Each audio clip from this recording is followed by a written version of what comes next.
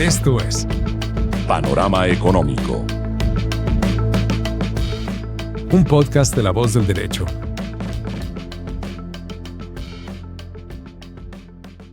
Bienvenidos a Panorama Económico con la dirección general del doctor José Gregorio Hernández Galindo.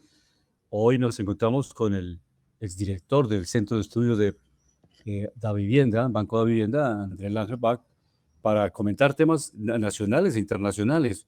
Hoy vamos a iniciar por un tema nacional que tiene que ver básicamente con las finanzas del país, especialmente porque ahí, pues obviamente, para unos el balance es positivo, la tasa de desempleo pues no ha subido, se mantiene estable, pues la inflación también no logramos bajar del 5.3, 5.2 en algunos indicadores, pero en otros temas, en el caso de la deuda pública, el déficit fiscal, el gasto recurrente y el gasto desbordado, tienen al país pues realmente en reflexiones de los distintos centros de pensamiento y en los distintos debates económicos en los cuales participamos.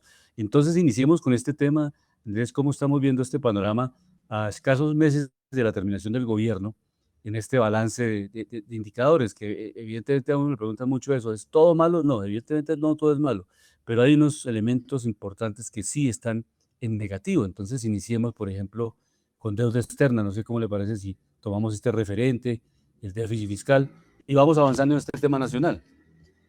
Sí, claro que sí. Pues en primer lugar, Luis Alberto, muchas gracias por la invitación. Un placer estar con usted y su audiencia.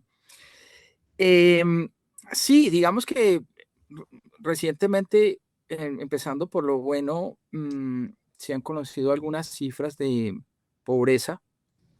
El DANE registró una reducción de la pobreza el año anterior, eh, más o menos de 1.5 puntos porcentuales frente al 2024. Eso es obviamente una buena noticia. En términos de empleo, pues la tasa de desempleo sigue siendo buena, sigue bajando, pero yo ahí he sacado algunas noticas en mis redes sociales mostrando que lo que sí está ocurriendo es una pérdida en la generación de empleo. Y aquí hay que tener presente que la tasa de desempleo tiene elementos de oferta y elementos de demanda, ¿sí? La tasa de desempleo puede reducirse sin que haya habido generación de empleo. Y esa paradoja se debe a que si tenemos una reducción en la población económicamente activa, pues podemos ver, o si tenemos una caída en la tasa de participación, podemos ver una reducción en la tasa de desempleo, aunque no se generen más empleos. Es un elemento importante. Entonces yo analizo la variación en el empleo, porque es una variable un poco más vinculada con lo que está demandando el sector productivo. Y ahí encontramos que el empleo sigue creciendo, pero a una tasa menor. El empleo sigue creciendo, pero a una tasa menor, y hay sectores donde encontramos expulsión de trabajadores, o sea que ha habido una generación neta negativa de empleo. En particular, está el sector de restaurantes y hoteles y el sector de comercio, donde sí vemos cosas que no son tan favorables. Y en términos de lo que mencionas, em, de, de la parte fiscal, bueno, esta semana tuvimos el foro de Asofondos en Cartagena. El presidente del CARF, Juan Carlos Ramírez, hizo una presentación sobre la situación fiscal de Colombia y pues él dice que es algo que también hemos visto en la última calificación de riesgo que hizo Standard Poor's para Colombia, con una nueva reducción de la calificación. Eso significa que la probabilidad de un default o no pago de la deuda en Colombia pues sigue creciendo. Y esto pues sí es un elemento preocupante porque em, pues hay que resumirlo en pocas palabras, pero el gobierno Petro realmente abandonó su esfuerzo por hacer un ajuste fiscal y está pateando el balón para que realmente sea la próxima administración la que tenga que hacer ese esfuerzo, con el agravante de que pues va a ser cada vez más difícil hacer un ajuste. Se necesita según Juan Carlos Ramírez, un ajuste de 4 puntos del PIB en el déficit fiscal de Colombia. Y eso es una tarea muy grande, es una tarea que va a tomar muchos años. Y es el motivo, yo diría que es el motivo de mayor preocupación que tenemos hoy en día en la situación colombiana. Sí. Hay aspectos económicos importantes, lo que estaba comentando Andrés, sobre el tema de disminución de la pobreza, en el tema también del desempleo, que si bien es cierto, está en una etapa compleja, nuevamente con la tendencia a cambiar, pero en otros temas como el déficit fiscal y el tema de la deuda, pues no pasamos el examen en esta administración, en este análisis constructivo de lo que el país y el corte de cuentas se puede dar para la siguiente administración, independientemente de quién llegue al gobierno, pues estos temas tendrán que ser abordados por la siguiente administración. ¿Cómo ve el panorama económico, Alejandro, y los indicadores básicamente iniciando hoy este análisis acá en La Voz del Derecho?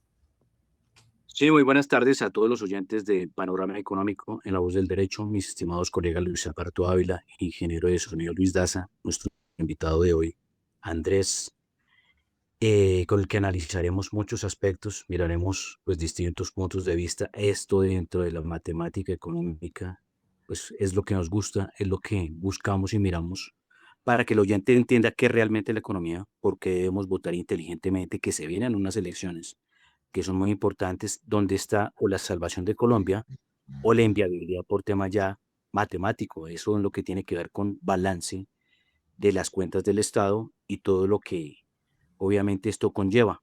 Estábamos mirando precisamente en el tema de mercado internacional, lo veíamos desde la semana pasada, al Standard Poor's superando sus máximos históricos. Recordemos que este es el indicador de las 500 empresas más representativas dentro de la Bolsa de Valores de los Estados Unidos. En el caso del Nasdaq también viene superando nuevos máximos históricos.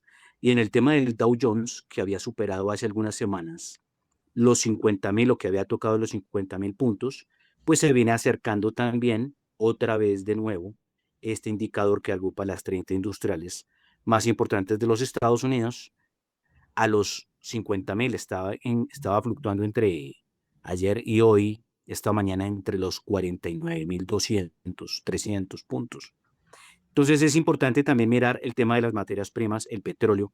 Vemos que en el caso del WTI y el Brent están rondando entre los 92, 96 y $106, $104 respectivamente.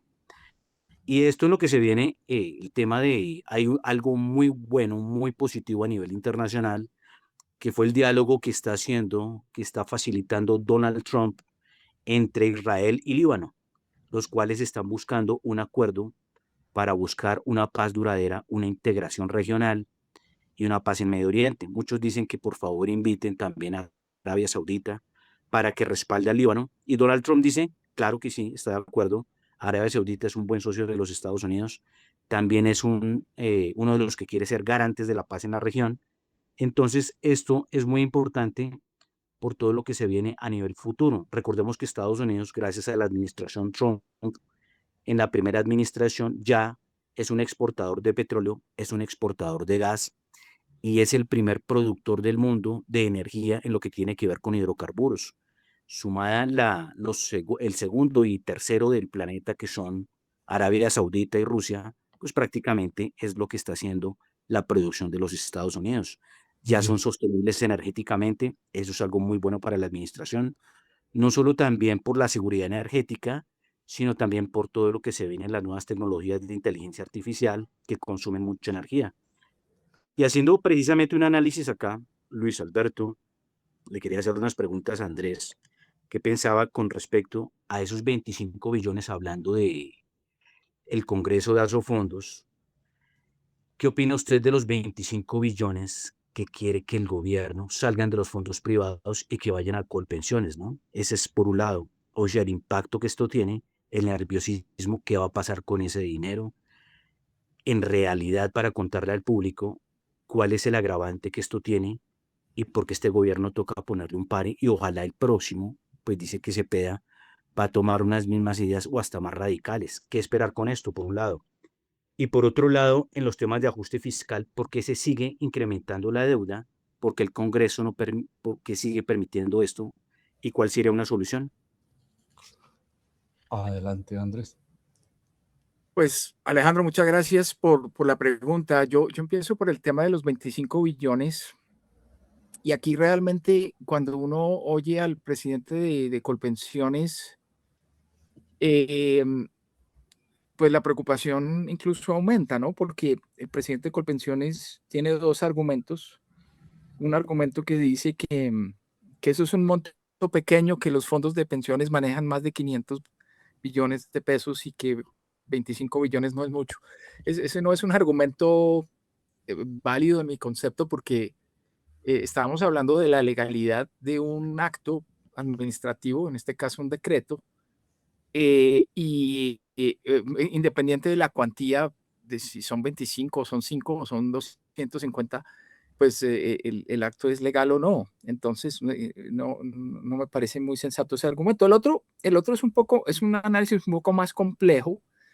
Yo creo que trasciende el mundo del economista, pero en esencia lo que yo veo es que el Colpensiones dice que en la medida en que hubo un traslado de cerca de 119,000 personas a raíz de la nueva reforma de la nueva reforma pensional entre el régimen privado y Colpensiones, que esas personas deben ir con sus ingresos de los fondos privados a Colpensiones.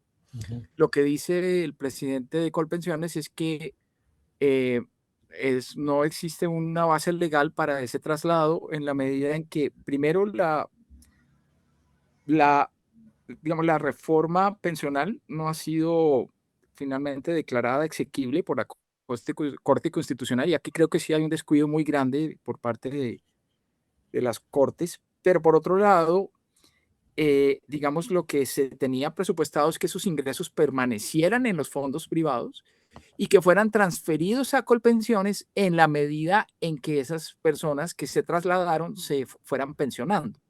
Eso tiene una gran ventaja que creo que los colombianos tienen que conocer, y es que en la medida en que esos fondos permanecieran en los fondos privados, estamos garantizando que hay los recursos o una parte de los recursos que se necesitan para pagar esas pensiones. Si trasladamos esos recursos de los fondos privados a Colpensiones, tenemos el problema de que, o la probabilidad de que esos recursos se vayan y se vuelvan caja, ¿sí? Y que se gasten en unos cuantos meses y que no haya los recursos posteriormente para pagar las pensiones de quienes se han trasladado en esa ventanilla extraordinaria de traslados que abrió la reforma pensional. Entonces, desde el punto de vista económico, no me refiero tanto al tema político o jurídico. Desde el punto de vista económico, sí sería bueno que esos fondos permanecieran en los fondos privados, de tal manera que tengamos los recursos para respaldar las pensiones de esa población cuando llegue a la edad de jubilación. Perfecto.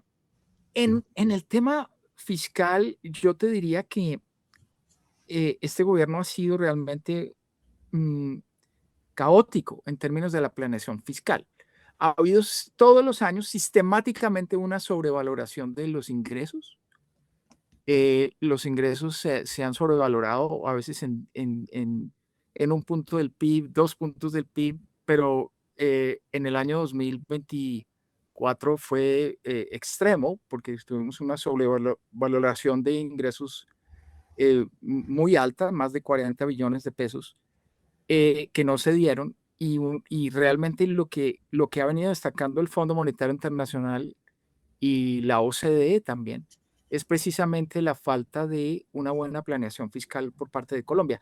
Y yo te diría que, ¿por qué ha aceptado el Congreso una situación de esa naturaleza? Yo creo que el Congreso, al igual que los colombianos, hemos sido víctimas de esa mala planeación fiscal.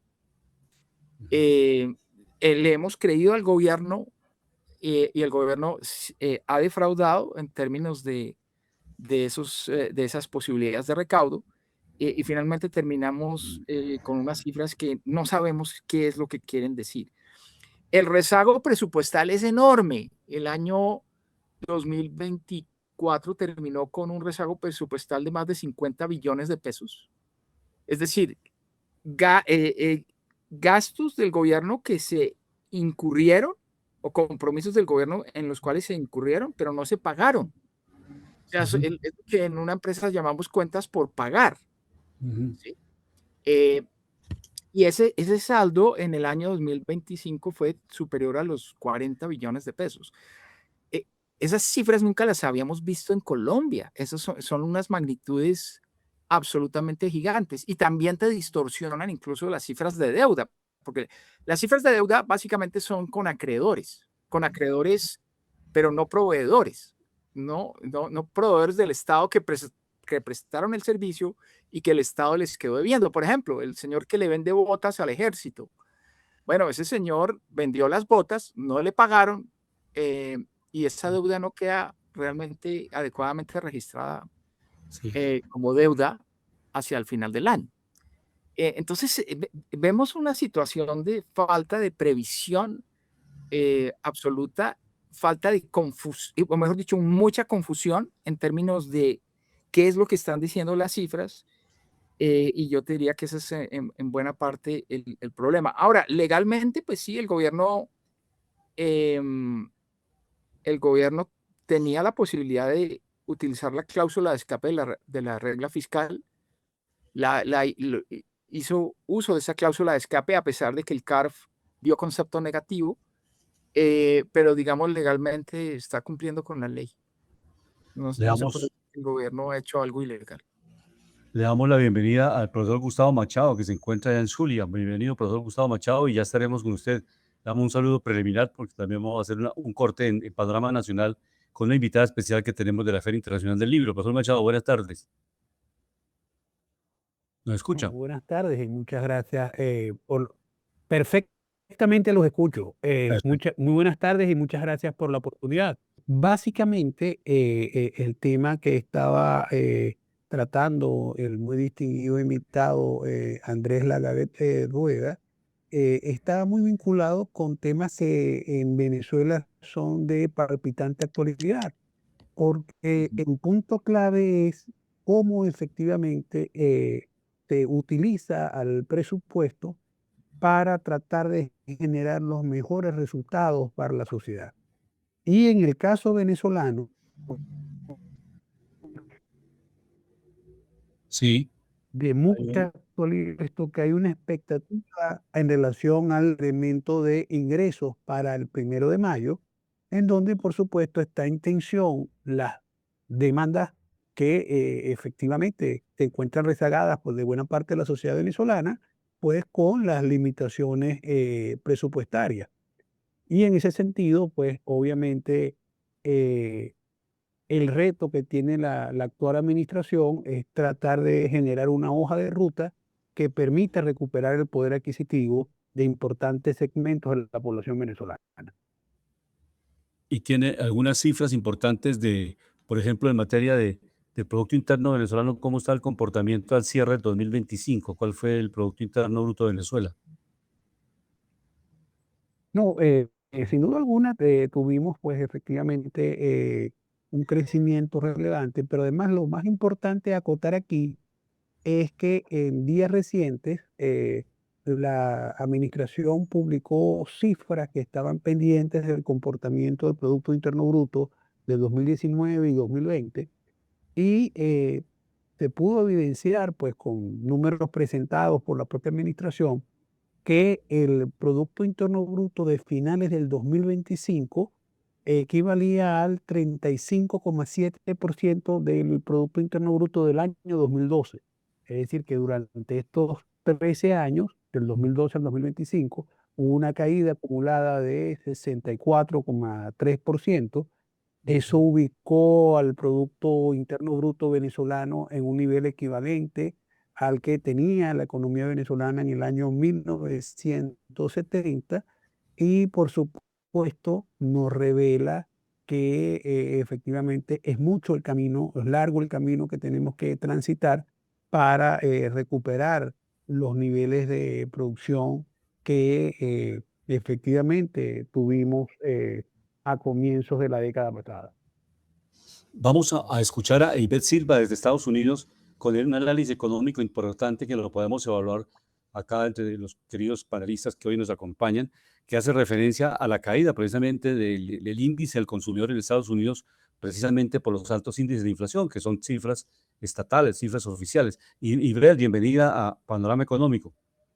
Bueno, esta semana cerramos con la noticia de que los índices en materia de el consumidor y su confianza en la economía han bajado increíblemente después del último reporte en abril que dijo que venía un sentimiento de falta de confianza y falta no solo de confianza, sino de esperanza en el mercado americano debido a la inflación que, pues, por obvias razones, no se ha podido ver reflejado por ningún lado que los precios hayan bajado. Todo lo contrario, la volatilidad en el mercado, dependiendo de las decisiones de la administración Donald Trump respecto del conflicto iraní, la volatilidad de la administración Donald Trump respecto de sus decisiones internas en materia de política y seguridad nacional y la falta de un presupuesto fijo que llevó prácticamente al gobierno a cerrarse.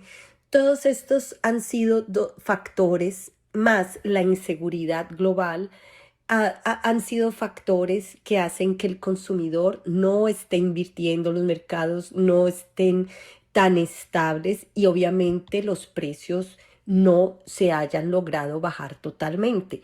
Como se puede dar cuenta cualquier consumidor colombiano en el mundo entero, el incremento de la gasolina está afectando a sectores ya turísticos, a las aerolíneas. Las aerolíneas han tenido que prácticamente cancelar los viajes durante tiempo de verano y vacaciones de verano debido a los altos costos que pues representa el conflicto israelí y estadounidense con Irán.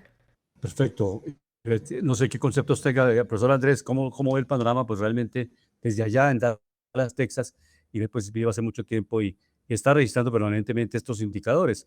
Desde luego que, como siempre, nosotros somos constructivos, se pueden avanzar en algunos aspectos, el tema de seguridad, el tema que defendió Trump en la campaña política, de cerrar la puerta a migrantes que obviamente en Estados Unidos tenían ya investigaciones, condenas, en fin, hasta ahí pues están respetando los derechos humanos, pero en algunos casos se ha pasado en el respeto a los derechos humanos a muchas personas que realmente no tienen delitos y las han, han tenido que salir deportadas del país. ¿Cómo ve ese panorama económico, Andrés, realmente desde acá, desde Colombia?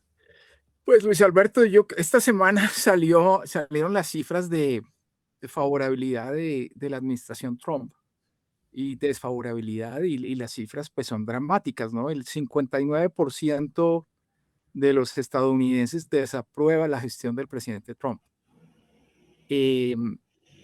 Hay que recordar que a inicios de la administración Trump, en enero del año pasado, pues esas cifras eran bastante favorables al presidente. Yo soy bastante crítico en términos de qué es lo que ha hecho el presidente Trump. Me parece que este tema de la guerra comercial, la forma como se anunció en el Liberation Day, el 2 de abril del año pasado, la forma como se manejó, cambiando todos los días el panorama, no generando ninguna claridad y estabilidad en las reglas de juego, lo cual es muy malo para el inversionista. Eso nos lleva a ver que el año pasado la inversión privada en los Estados Unidos, diferente a la inversión en inteligencia artificial, que viene creciendo a una tasa muy buena, la inversión privada en los Estados Unidos cayó cerca de un 3,5%. Y es lógico, porque ¿quién puede tomar una decisión de inversión con un universo tan cambiante en términos arancelarios? Y lo peor es que, digamos, la declaratoria de inconstitucionalidad de los aranceles recíprocos del Liberation Day del presidente Trump no fue respondida por la administración con la creación de una nueva tasa de arancel del 15% que solamente se puede mantener por 150 días. O sea, vamos a ver un nuevo proyecto de ley presentado por la administración Trump al Congreso y seguramente nuevos cambios frente a la situación actual. Entonces, este capítulo de la guerra comercial de los Estados Unidos, pues es tremendamente todavía impredecible. Y en particular, un país como Colombia, que tenía un tratado de libre comercio con los Estados Unidos, pues estamos al mismo nivel que países que no tenían tratado de libre comercio con Estados Unidos. Y eso, de alguna manera, significa un mayor deterioro para Colombia que para otros países.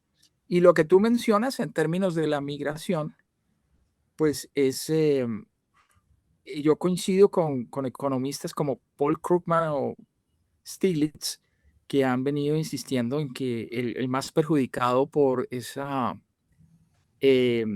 persecución a los migrantes es la propia economía de los Estados Unidos. En esta semana se conocieron unos datos de recaudo. Los inmigrantes, Estados Unidos es increíble en eso, ¿no? Los inmigrantes ilegales deben pagar impuestos en los Estados Unidos, aunque sean inmigrantes ilegales. Y se mostraba cómo hay una reducción casi del 20% en el recaudo de impuesto que pagan esos inmigrantes. Entonces, a una situación fiscal ya compleja en los Estados Unidos que no va a mejorar, pues en el corto plazo puede mejorar algo por la reforma tributaria que hizo Estados Unidos, pues la verdad es que se le suman motivos adicionales de preocupación y inestabilidad. Pero bueno, yo quisiera comentarle a nuestro invitado Gustavo Machado que yo tuve la oportunidad de vivir en Venezuela varios años y soy un gran amigo de nuestro país hermano. Tenemos mucha esperanza de que la situación en el país vecino cambie y que esa situación tan dramática, esa caída del 65% prácticamente en el Producto Interno Bruto de Venezuela, pues se pueda revertir. Como lo comentaba al principio, vemos que los indicadores de Estados Unidos están haciendo máximos históricos. Esto es lo que tiene que ver las empresas. Vienen reflejando unos resultados que son maravillosos. Vienen 4 trimestres, en el caso de Standard & Poor's, las que agrupan, vienen mostrando resultados muy positivos. Entonces yo pienso que esta administración, desde la primera de Trump, sí tuvo políticas muy beneficiosas para la economía, para el mercado, porque bajó los impuestos. Al bajar los impuestos, ha habido mucha inversión. Lo que pasa es que hay algo que le quería comentar a Andrés, ya lo habíamos hablado en un programa anterior. Obviamente estamos en una tendencia de que todas las inversiones, la mayoría se están volcando al sector tecnología. Esto es lo que tiene que ver con la inteligencia artificial. Si vamos a mirar nomás Google, que es una de las Big Tech, nomás esa empresa está invirtiendo aproximadamente entre 100.000 y 130.000 millones de dólares. Solo esa empresa, ¿no? Entonces vemos que gran parte de todos esos esfuerzos, ellos ya lo saben, empresa, profesionales que no se conecten a la inteligencia artificial y no empiecen a desarrollar su profesión dentro de esta senda, tendencia, pues van a quedar por fuera, ¿no? Entonces también miramos que es que estamos teniendo un cambio de paradigma, un cambio también de economía, y esto me parece importante, y Estados Unidos está llevando la delantera en esto, que parece muy positivo. Otro de los datos que veo muy importantes, se ha caído el déficit comercial en los Estados Unidos, ha mejorado el déficit comercial en los Estados Unidos que tenía. Esa noticia es muy importante. En el tema de las inversiones, dentro de los nuevos tratados que se hizo con Europa, con Medio Oriente, que es un gran socio capitalista, con Asia y con otros, se habló de unas inversiones estratégicas para desarrollar y sostener y seguir avanzando en muchas industrias de los Estados Unidos.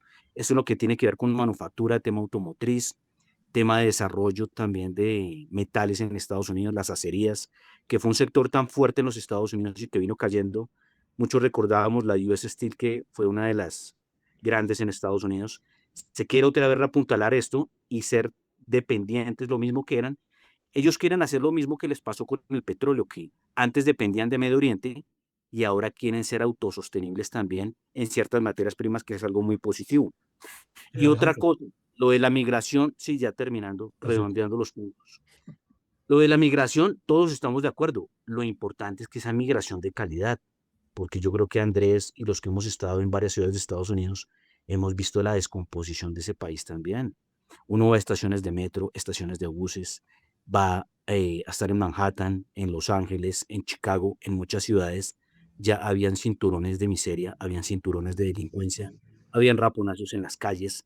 La verdad, Trump ganó fue en un reflejo de lo que la gente pedía, un auxilio para frenar esto, porque pues ellos no querían que las ciudades de Estados Unidos se convirtieran en ciudades latinoamericanas como Bogotá, donde la delincuencia es en todos lados, ya no es una zona, ya es en todas las zonas de Bogotá, que es delicado. El tema de Salvador, que se ha recuperado mucho. Curiosamente, esta semana salió el índice de los presidentes más populares por políticas y pues, oh sorpresa, o para muchos, para otros no, ganó Nayib Bukele con una aprobación de más del 80-90%. Entonces, algo positivo. Y pues yo pienso, lo ideal es no estar satanizando cada 8 días acá a un presidente, sino estar mirando también en los indicadores si es positivo y que hay que copiar por modelos de desarrollo, ¿no? Sí, las distintas miradas son interesantes y Panorama Económico es eso, un análisis integral de los distintos enfoques. Hoy está con nosotros la abogada Cielos González, que va a participar en la Feria Internacional del Libro en este viernes cultural, porque también tenemos que hablar de producción. Si nos escucha, bienvenida, porque van a lanzar un libro sobre derecho administrativo práctico, que lo han hecho con varios colegas abogados, con John Frey Silva y con Luis Fernando Hernández. Este libro básicamente tiene que ver con la contratación pública, algo que hemos comentado muchas veces. Si no hay un sistema de financiación estatal de la política en Colombia, e inclusive las democracias liberales tienen ese gravísimo problema. En Estados Unidos pasa lo mismo. Allá los grupos económicos financian a los candidatos, Elon Musk repartía plata para que votaran por Trump, y todos esos son delitos, indudablemente, en Colombia o en cualquier parte del mundo, porque pues obviamente si un candidato recibe o entrega billetes en la calle, pues naturalmente eso genera que hay un compromiso después y los contratos son dirigidos para estos gremios, estos grupos económicos de presión. Los alcaldes, los gobernadores, pues por más libros de contratación administrativa que tengan, que le den el ABC de contratación, si fueron elegidos por un grupo económico que lo finalmente coopta toda la contratación del municipio y del departamento, pues naturalmente no van a tener la autonomía de vuelo ni la aplicación de las normas. Pero este libro nos da unas pautas. ¿En qué consiste esa pauta del derecho administrativo? Bienvenida, doctora Cielo González. Muy buenas tardes, gracias Luis Alberto y a todos los que están conectados, Alejandro, por invitarme a este importante espacio para hablar un poco sobre contratación pública. Entonces, lo primero que hay que advertir, Luis Alberto, que efectivamente la obra es sobre compra pública innovadora, es un análisis que se hace en el derecho comparado en el marco de cómo está avanzando la compra de adquisiciones de innovación a nivel internacional, en el cual se traen buenas prácticas de Europa, de Brasil, de Chile, de otros países de América Latina y el Caribe, y se traen buenas prácticas de Estados Unidos, tanto para España como para Colombia. Y ese libro es fruto de mi tesis doctoral y que va a ser publicada dentro de la colección de Derecho Administrativo. Se van a lanzar dentro de esa colección 4 libros, cada uno es un autor y yo soy la autora del libro de Compra Pública Innovadora.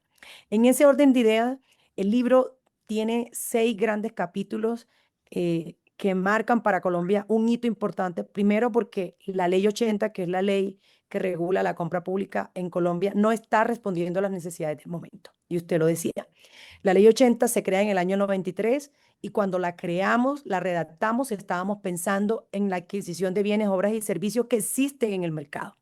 Y resulta que hoy, con el escenario de la innovación, desde el sector público estamos comprando situaciones que no existen en el mercado porque toca diseñarlas, co-crearlas, es decir, o nos ponemos de acuerdo con quien va a diseñarlas y a crearlas para la necesidad que el Estado necesita como tal, o me va a dificultar a mí como Estado determinar qué es lo que voy a comprar. Entonces, efectivamente es un libro que llega a romper retos, a mirar paradigmas, a quitar mitos, en el cual definitivamente nos toca sentarnos con el operador económico, como lo llamamos aquí en Colombia, contratista, y verlo como un aliado estratégico, porque el sector público no tiene el conocimiento, no tiene solamente el equipo técnico que le permita planear toda la etapa precontractual solo de una adquisición innovadora. Abogada Perfecto. Cielo, ¿cómo está? Habla con Alejandro Velandia. Le quería hacer unas preguntas, ya que usted es abogada. y que obviamente este programa lo ven muchos abogados.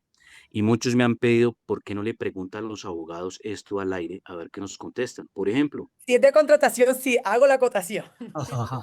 ya que hables de contratación, mira que muchas personas se quejan aquí en Colombia y en algunos países latinoamericanos de la falta de buena gestión y servicio del abogado al cliente. Por ejemplo, que a veces el abogado, yo no sé si es que muchos dicen que se llenan de muchas, no sé si paradigmas u otro tipo de cosas, y a veces se les olvida ser muy diligentes en la operación con su cliente, se les olvida que el cliente es su razón de ser, que gracias al cliente el abogado vive, pero que hay algo en la vida y en el tema legal, que es que cuando un ciudadano contrata a un abogado, es porque está contratando la última línea de defensa, o sea el Estado, o sea la empresa privada, o sea la persona individual. Entonces, ya la pregunta que yo le hago, que me han hecho muchos, en las universidades se enseña esto, en la cátedra, en los doctorados, a que se presente un servicio, o sea, nivel máximo, a nivel corporativo, gobierno corporativo, sobre el cliente y sobre la empresa. Sí lo enseñamos. Yo soy académica, yo doy clases en varias universidades, doy clase en especialidad, maestría y doctorado.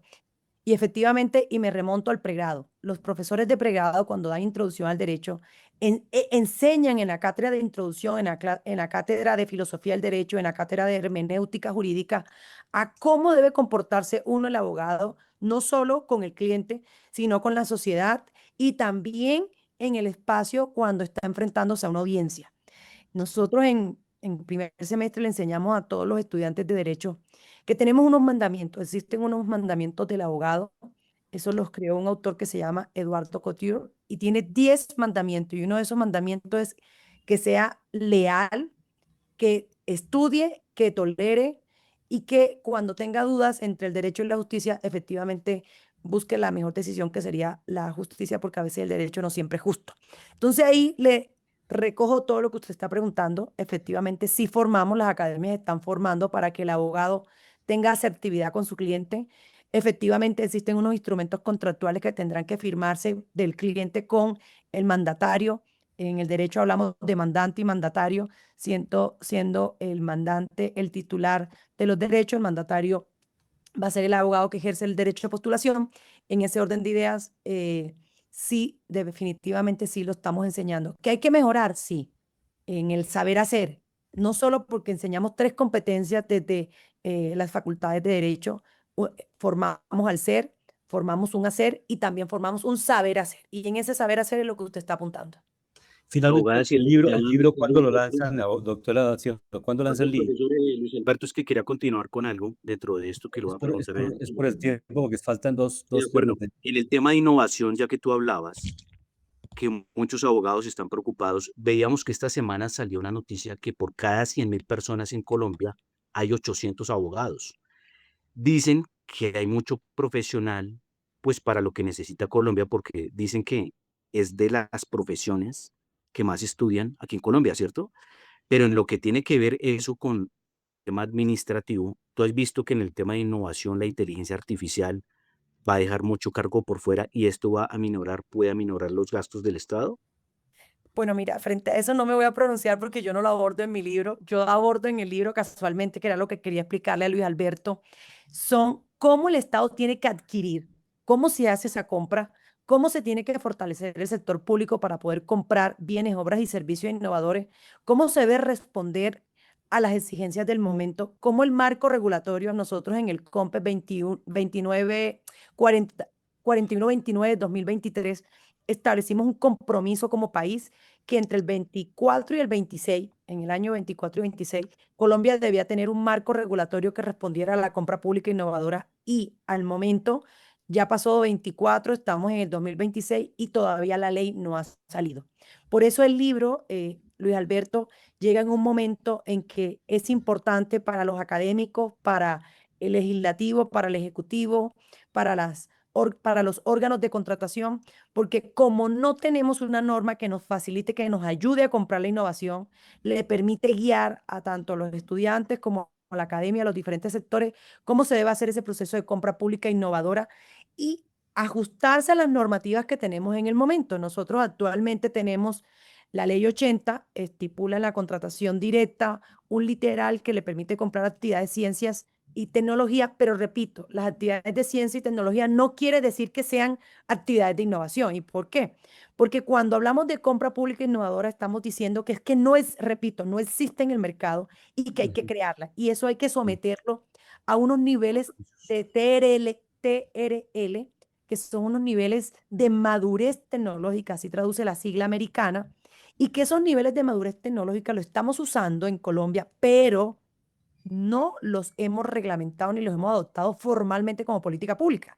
Entonces, claro, DNP, las instituciones que hablan de innovación, todas las secretarías de innovación y aquellos centros de excelencia o de inteligencia o centros que impulsan las startups y las scale-up, están trabajando y apostándole para que la compra innovadora se haga un poco más eficaz, pero nos cuesta porque la normativa que existe no responde a este tipo de compra, partiendo en que tenemos un principio en Colombia que es la selección objetiva, y la selección objetiva y la transparencia no me permite a mí sentarme con el proponente porque incumplo los principios de la transparencia. Y la compra pública innovadora, yo sí o sí me tengo que sentar con el proponente o con la empresa innovadora porque yo no sé qué es lo que necesito.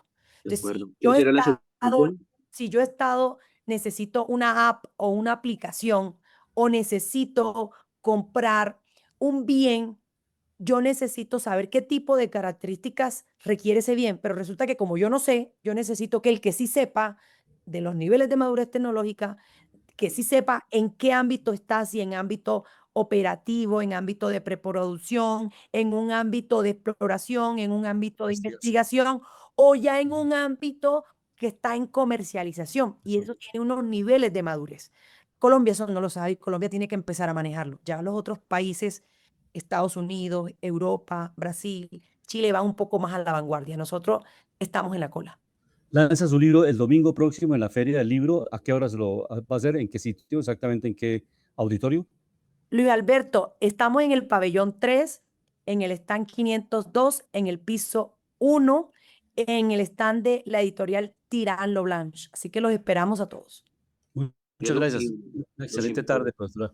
Muchas las Claro gracias. que personas de sí, Luis Panorama Alberto. Económico, Muchas gracias por la invitación. Muy amable. Felicitaciones. Cielo, y las Excelente. personas de Panorama Económico están cordialmente invitadas en primera plana ese día, ¿cierto? Sí, sí, claro. Allá estaremos. Totalmente. Allá estaremos en primera fila. ¿Qué pasa si mejoramos la Una última consulta pregunta del que tú proceso? ya que estás hablando de innovación. Una última pregunta. Es que estamos hablando de esto y esto es un sector que se viene. Colombia, lo que yo te decía, si se empieza a manejar el tema de que lo tiene que manejar la inteligencia artificial, disminuiría mucho, por ejemplo, el tema de la justicia en Colombia, aceleraría mucho los procesos, mejoraría la dinámica en lo que tiene que ver con el sector jurídico.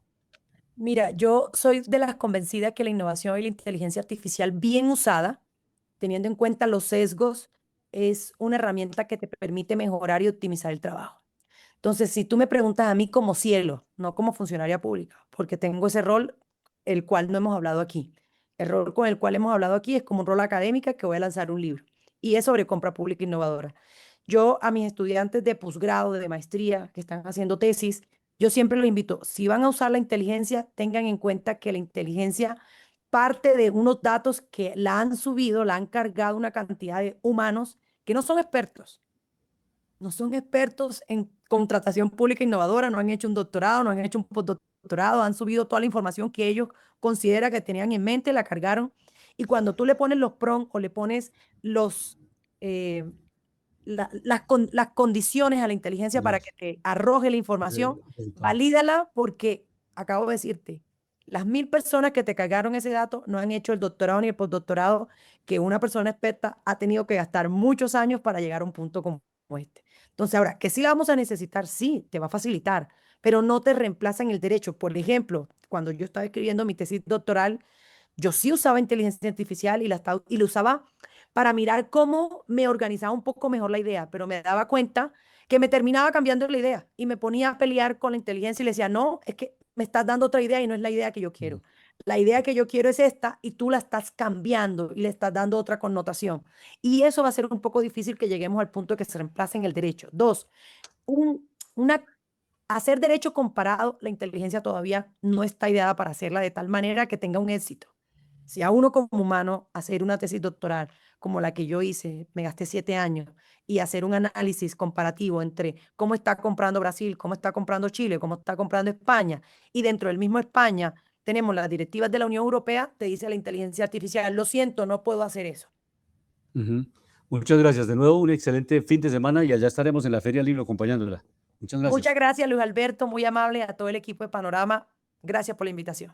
¿Cómo vemos este panorama? Porque realmente es vital esta relación con Venezuela. Tenemos un superávit comercial con Venezuela. Indudablemente estamos en las últimas cifras que vimos con Venezuela, cerca de 1.000 millones de dólares estamos exportando y ellos están exportando un poco menos en los últimos meses. O sea que en eso estamos bien. Ese panorama económico, ¿cómo lo ve Andrés desde acá, nosotros desde Colombia? Porque con Gustavo, pues lamentablemente hemos tenido interferencia en la comunicación, pero es un objetivo Sí, muy, muy importante. El oleoducto, por ejemplo, es clave, hacer la reconstrucción del oleoducto. pues mira, yo voy a hacer un poquito de historia, pero yo trabajaba en Planeación Nacional en el año 91 al 94, que fue la época en que hicimos el Tratado de Libre Comercio con Venezuela, precisamente para estimular el comercio, y eso nos permitió llegar a unas exportaciones a Venezuela de más de 6.000 millones de pesos en el año, 6.000 millones de dólares en el año 2008.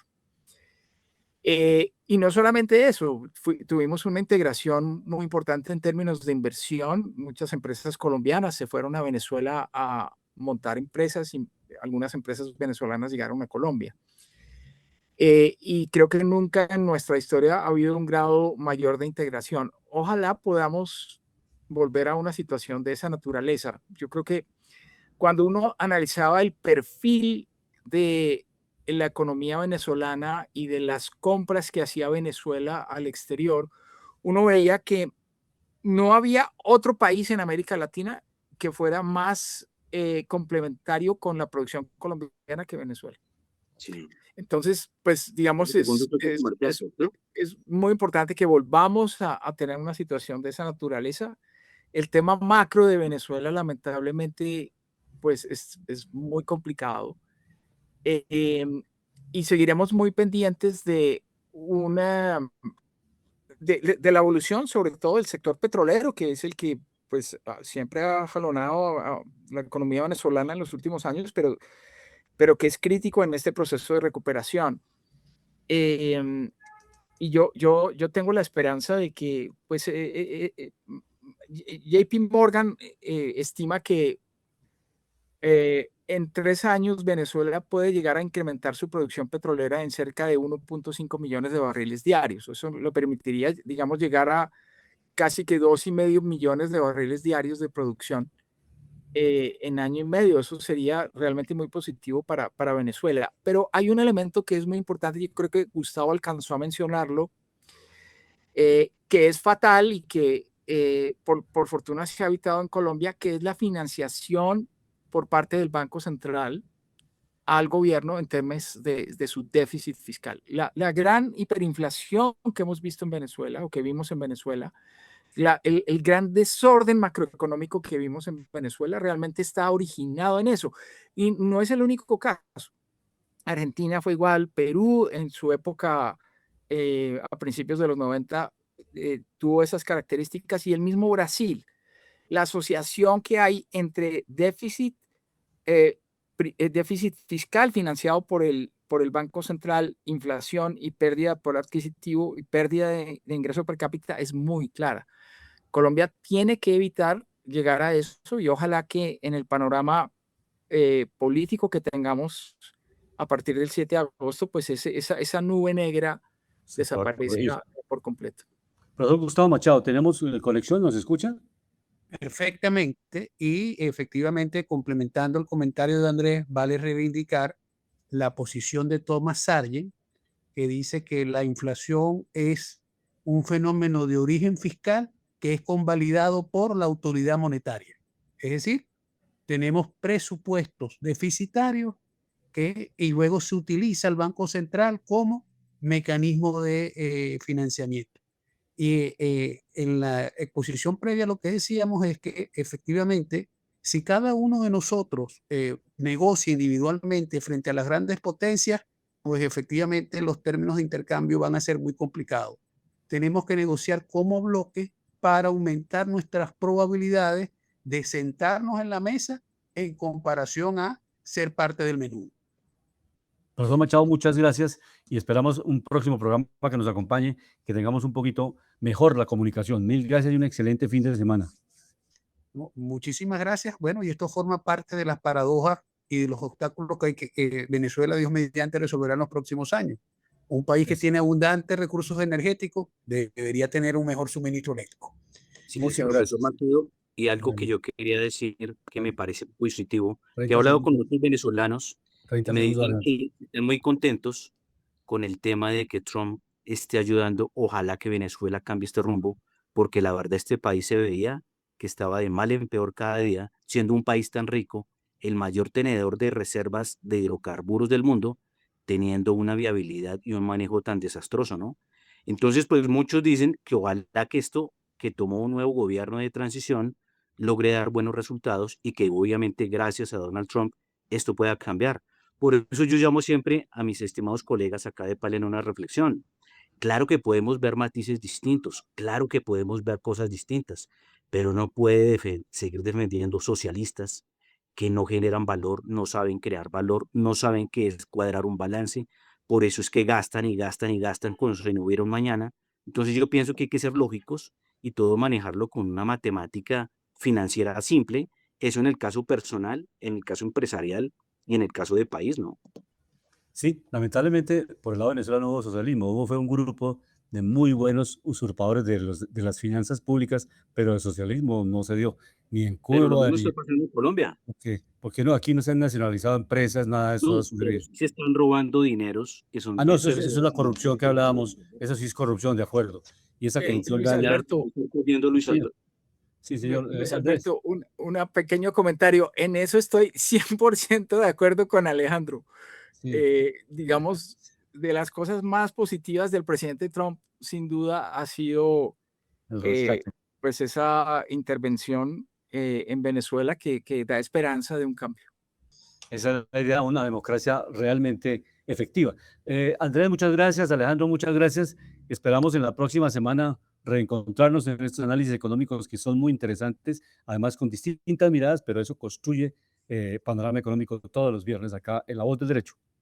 Y un saludo para todos mis estimados colegas y pues que esto es para el oyente, para que vea los distintos puntos de vista, pero con esa matemática clara, básica, para que por favor Colombia ni Latinoamérica siga cayendo en esa inviabilidad, porque somos países que nos merecemos mucho, lo decíamos, Bogotá tiene el primer aeropuerto ya a nivel América por tránsito.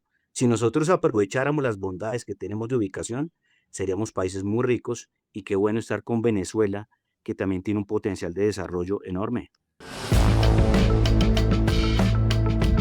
Panorama Económico. Un podcast de La Voz del Derecho.